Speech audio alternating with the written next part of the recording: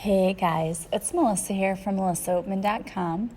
If you're joining me for the first time, welcome. This is a daily podcast devoted to spirituality and self-help. If you're joining me again for the third, fourth, fifth time or even more, welcome back. Thank you for joining me. So today I was going to talk to you about help. I got a clear message as I was doing my meditation today that help is on the way for some of you. I know there are some people out there who have probably been praying, asking for help and guidance, and you're just thinking to yourself, why isn't God listening? Why aren't the angels helping? And I'm here to tell you that they are. We don't always see what's going on because sometimes the help that's happening is occurring behind the scenes, which means we can't physically see it. We don't see the results of the prayers that we're sending up. But that does not mean that the prayers are not heard, and it does not mean that nothing is being done. Your situation is calling for you to have patience. And I know when I say that, as soon as I say that, some of you are cringing and going, I have been so patient and I'm tired of it. I hear you. I understand. I believe you. This whole process of spirituality and going through spiritual enlightenment, it calls for extreme patience because it is a process. We're all on different points in our journey, and sometimes we go through really difficult things. We have what I like to call tower moments, and it's in those moments when we send up those desperate prayers like, please help me in this situation. And we feel like if the prayer isn't answered immediately, if we don't see results immediately, God must be ignoring us. And I'm here to tell you that that's not the case. Sometimes when we don't get what we want, it's actually an extremely, extremely lucky stroke of fate. And I will explain why.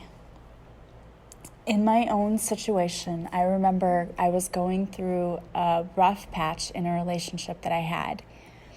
And when the communication was breaking down and it just wasn't going well, I would always pray. Anytime that would happen, I would just say a prayer like, okay, God, please allow the communication to get better because I just feel like we're just not understanding each other. Like, that's all it is. It's stupid. We get along really well, except when we're trying to text or whatever, then it's just a misunderstanding. And usually after I'd say that prayer, it was like things would get better. I'm like, okay, yeah, thank you for answering my prayer. And after an extremely big blow up one time, I asked the same prayer. I sent the same prayer up. And this time, the communication did not get better. It didn't ever get better. We just stopped talking and didn't talk for like a week. And then it was decided, oh, well, this is just over. And it was an extremely difficult time because it felt, first of all, just kind of like there was a lack of closure. And it was just a very odd feeling to me, and I was very uneasy about it. And I remember thinking like right away, like, oh my gosh, you didn't answer my prayer. And the funny thing was that I later found out, yes, he did. But in his own way.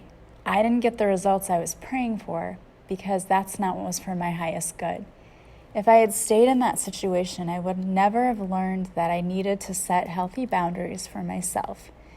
You see, I like to give to people and can be an easy target for people who just come and take and never give anything back.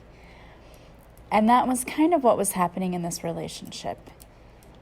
It wasn't like he was totally taking everything, but I definitely gave way more than my fair share. And if you're in a situation where it isn't 50-50, then you need to ask yourself, why am I here? You should be getting as much as you're giving. And if you're not, you're going to be totally drained. And I realized after the whole incident occurred that I felt relief when it was over. Because this person had me feeling like I was on pins and needles. And he just had a way of making me feel that way sometimes. Making me feel like I was the problem the whole time. And I know that that wasn't even the case. I can even look back at you now and look back at that situation and say, well, that was not the case for sure. part of the problem was this person wasn't totally invested in this situation.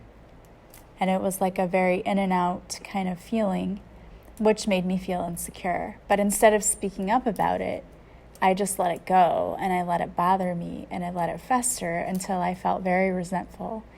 And that's when like the explosive arguments would happen because I wasn't speaking my truth. And the first time I tried to speak my truth, I got shut down basically and told that this was stressing him out.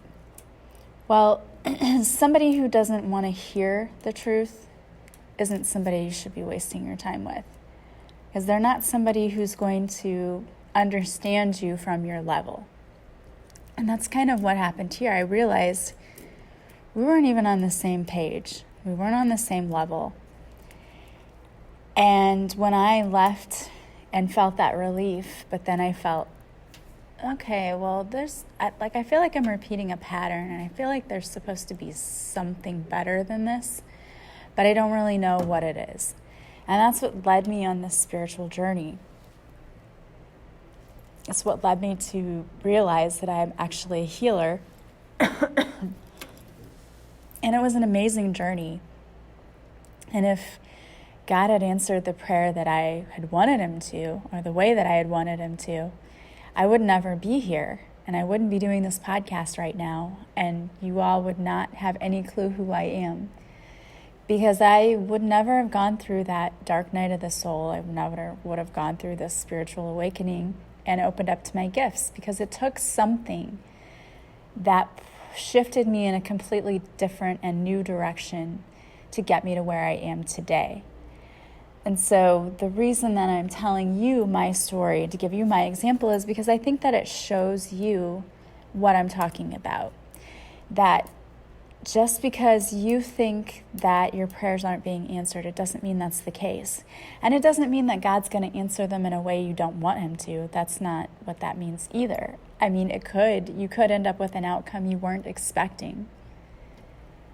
But in the long run, that's not a bad thing, because it's a way for him to say, look, I had better plan for you. And that's like that quote that I saw in that book, that Oprah's book that I loved, and it was, God either says, yes, but not now, or no, because I have something better for you. And I love that, and it's the truth. It's the truth. If it's a no, it's because something's better for you. And I've always learned that after the fact. When I've gone for jobs that I didn't get and I was really bummed about it, later I found out they were horrible situations and I would have been miserable, or I wouldn't have had a job because things happened that job was not available anymore, that it had to be eliminated. So I know that if I'm saying a prayer, I know that I don't try to attach an outcome to something, for the simple fact that I know that God's going to answer that prayer in the way that is for everyone's highest good. And if I attach an outcome to that prayer, and I'm going to be so disappointed when it doesn't come through, or doesn't happen the way that I wanted it to, or the way that I thought it should. But what I need to understand, and what you need to understand, is that it's happening for your highest good. So if it isn't happening exactly the way that you thought it should, it's not because God is ignoring you, or he's not listening, he didn't hear you. That's not it at all. It's that God sees the bigger picture when we don't. We see what's 10 feet in front of our face, and that's about it. God can see the bigger picture. God knows our journey, knows our path, and he knows, like he knew at that point, this relationship isn't for you. And I don't know if it's just not now and it would have to be later. I don't know. I didn't know that at the time. I just knew that it didn't work out for a reason. And the reasoning was, God said, I have bigger plans for you. If you stay in this relationship, you're not going to do the things that I need you to do. You're not going to step into the role that I need you to step into. And you're going to be too busy to be dealing with this. So I need you to be focused on your journey. I need you to be focused on your purpose. You have a mission here and you need to fulfill it. And if you're busy being distracted by this stupid thing over here, and I'm not calling my relationship stupid, but you know what I mean? Like in the grand scheme of things, it was a distraction at the time. And I don't want to say that because I don't want to sound disrespectful. The relationship was good and it was a very positive thing because it did a lot of things for me that were positive. Especially waking me up to see the shadow side of myself. This person pointed out in me the things that I still didn't like about myself and the things that I still hadn't healed within myself. And that's what soulmates come in to do. Soulmates, and they don't have to be relationships, they don't have to be romantic relationships. They can be family members, they can be friends, they can be coworkers. But a soulmate comes into your life to teach you a lesson, to show you the shadow side of you, to help you become a better person. And sometimes they do that in very positive ways, and sometimes it's not positive. But you made this agreement to come here to help each other, to learn and grow. And you cannot experience growth without a little pain sometimes. Unfortunately, we know that to be true. And so when you have these situations in your life and these things happen, it's important not to get really depressed or anxious and think, God just abandoned me, because that is not at all what's happening. Your whole spiritual team is behind you. And even if you cannot feel their presence, I promise you they're behind you. And you can talk to them. You can ask them, can you send me signs and let me know, am I on the right track? Am I on the right path? Am I doing the right thing? And you'll get those signs. You have to pay attention for them. You have to look for them. But you also have to understand that the universe can make anything happen. So if what you're praying for didn't come to pass yet, it doesn't mean you're not worthy and deserving of it. It either means yes, but it's going to take some time because there are a lot more people involved in this than just you. All right, so if you're praying for that soulmate, it's not just your life that's affected, it's that soulmate's life. So if it was a yes and then you broke up and then you're like, oh no, we're going to be together again, and if the universe is saying yes, but not now, it's because you have growth to do and your soulmate has growth to do. And I believe that what's meant to be will never pass you by. So if it is meant to be, and if you do your work and you do your growth and your partner does the work and the growth, then absolutely everything is infinitely possible. But both of you have to do the work. And so if your prayers are not yet being answered about that, maybe that person isn't doing their part. They're not doing their work. And a lot of people don't see that they need to do work on themselves. They don't see that there's anything wrong. And that just shows the level they're at. When you're vibrating in this low space, you don't see anything that needs to be fixed. When you're vibrating at a much higher rate, you understand that there are things about you that are going to be shown to you that you need to work on, that you need to fix, those deep inner wounds that you need to heal. And when you're dealing with a person who is vibrating on a very low frequency, they can't see things from your perspective. They can't understand from your perspective because they're not there yet. And so if it feels like you're speaking two different languages, sometimes it's because you are. You're on two completely different frequencies, and it's hard to communicate. And sometimes just based on the actual form of attachment you have, communication can be very difficult because we all have different styles of communicating. different ways we understand things, different ways we form attachments to people. There's a lot of things that go into it and into making a relationship. But my point is, if it's not happening right now, it's not that you're being ignored. It's that God has 3 answers. Yes, which you already would have seen. Yes, but not now. And usually it's because, hey, there are like a lot of players involved in this situation and we've got to get everybody on the same page. It takes a bit to orchestrate something really cool. Or it could be no, because I have something much better.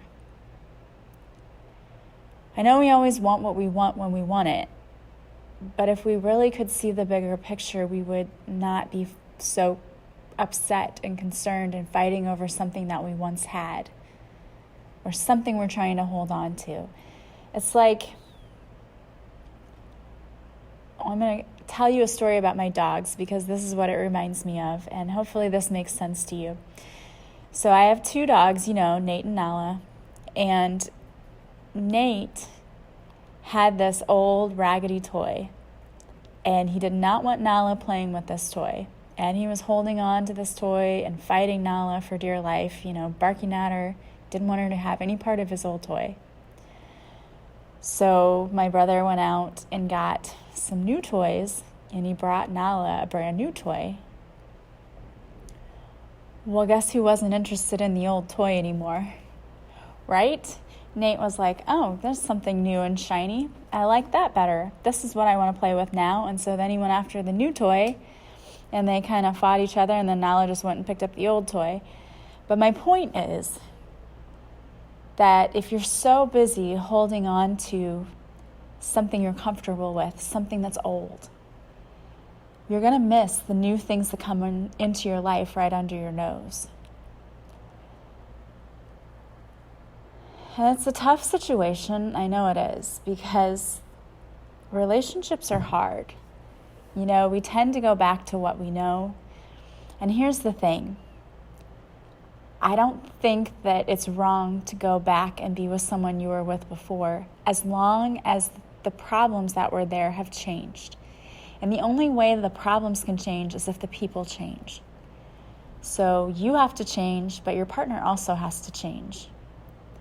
So if you're sitting there praying for somebody to come back, and I don't know why this popped into my head. It's just, somebody must have needed to hear this today.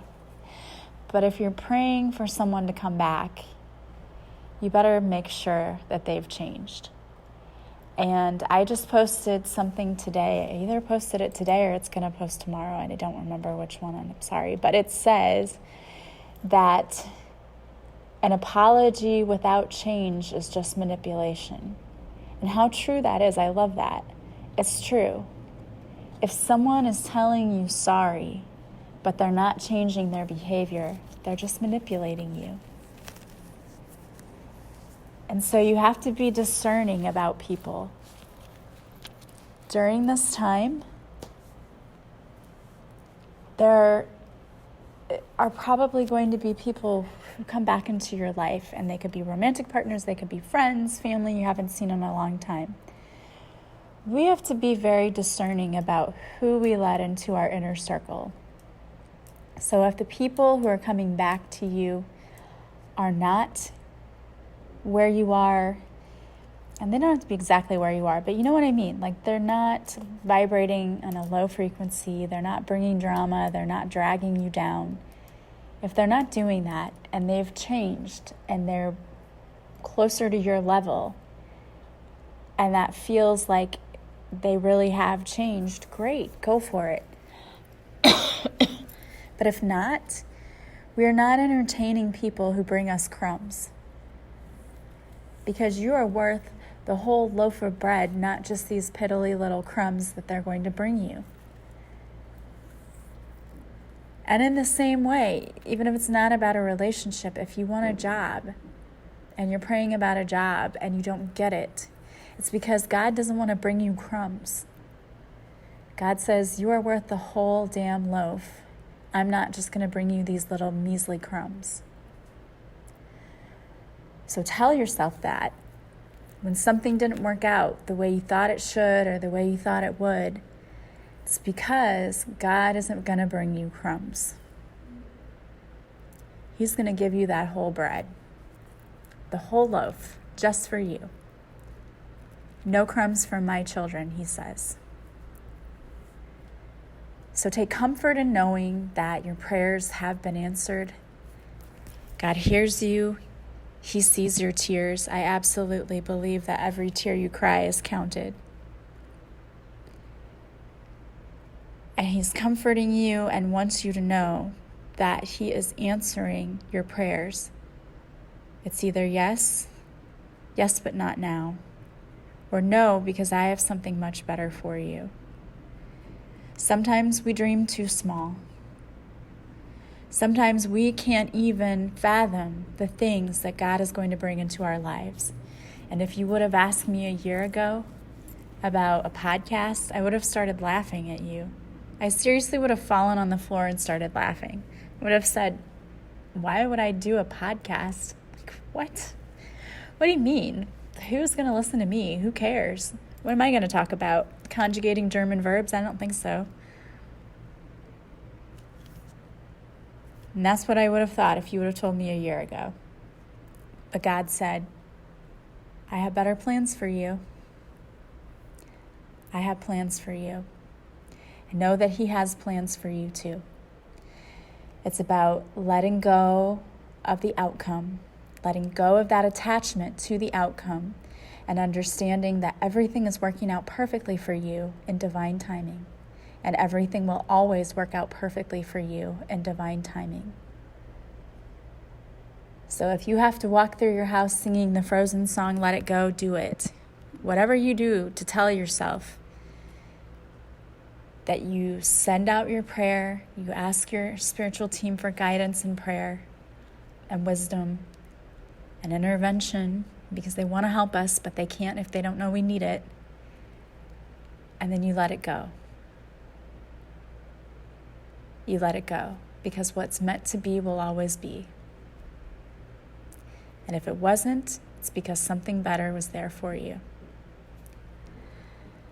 All right, guys. Well, I wanted to give you a card from your daily inspiration. This is Heart Thoughts by Louise Hay. And it says, I am a magnet for miracles. When I change my consciousness and forgive those that I need to forgive, healing miracles occur. It really is all about healing yourself. When you learn how to heal yourself and shift yourself, those around you shift too. So if you're sitting there waiting for someone or something to come in, but you're not doing anything to change yourself, I don't know what you're going to expect. You've got to do the work. You've got to do the work, but it's doable, and you can do this. You really can. And you're going to feel so much better after you have. Well, guys, I want to thank you for listening. And if you like my podcast, please share it with others. Please subscribe to my podcast, and please leave stars or feedback, because that is how other people find me. And my mission is to help as many people as possible. So with your help, we're going to get this podcast out to as many people as we can. And I really, really appreciate you being a part of my tribe. I love you guys so much. If you need anything from me, if you want to learn how to take your power back, you want to learn how to forgive those around you, you want to learn how to call in abundance, check out my program, A Purposeful Pilgrimage. It is $88, which is a steal for a class. And you can actually make payments. I have the details about payments, payment plans, all on my website. You can enroll in any time, at any time you enroll. Once you purchase the class through PayPal, you just select the PayPal, whatever option you want, and make the payment. I will send you a login where you will have access to this class forever. So you just log in and you do the work. It's 23 days of work, but you can take that as slowly as possible or as fast as possible. It's totally up to you. It's self-paced and self-guided. I also have guided meditations. I offer readings, Reiki sessions, and one-on-one coaching. So if you're interested in any of that, visit my website. The link to my website is in the description to the podcast. You can connect with me in so many ways: Instagram, Facebook. You can email me at melissaoatman77@gmail.com. You can call me. You can text me. There's so many ways to get a hold of me. Don't hesitate to reach out and get a hold of me if you need anything from me, or if you just want more information about what I offer, or not sure what you really need. You want to do a session, but you don't know what kind. Just reach out to me. I will talk to you about it and let you know what I think would be best, and let you know about how to schedule. So I want to thank you guys. Don't forget to join my Facebook Lives Tuesdays at 7 Central for a free reading. I love you. I hope you have a wonderful day, and I will talk to you again soon. Bye-bye.